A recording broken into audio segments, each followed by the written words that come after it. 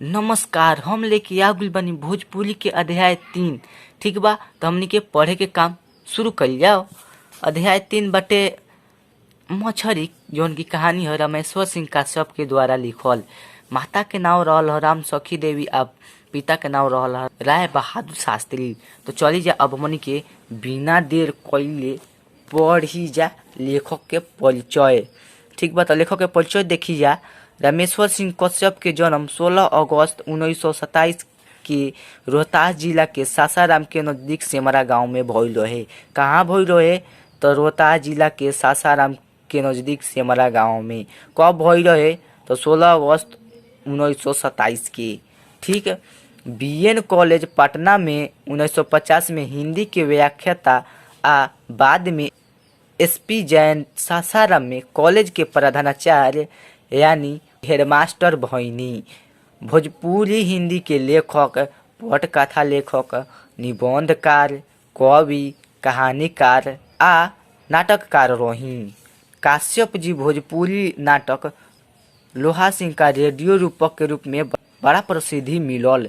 उहाँ के नावे लोहा सिंह के प्रचलित हो गईल और उहाँ के 1991 में पद्म श्री से सम्मानित कइल गईल।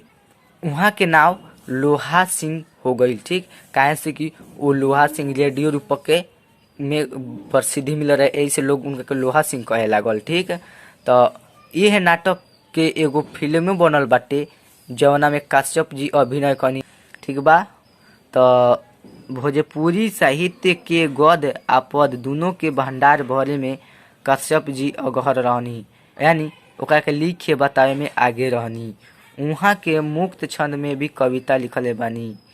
यहाँ के मृत्यु 24 अक्टूबर 1992 में हो गई। मछरी काश्यप जी के प्रसिद्ध मनोवैज्ञानिक कहानी मानल जाले। एह में नारी समस्या उठावल बा। तो यह पूरा लेखक के परिचय हो गई। 3-4 मिनट में का रखल बा पढ़े के बा। ये भी बता दे तनी कि टेलीग्राम पर वो जुड़ जाए। डिस्क्रिप्शन बॉक्स में जौन लिंक होला तौना पर दबा के वही सब एक किताब मिली, एक नोट्स मिली।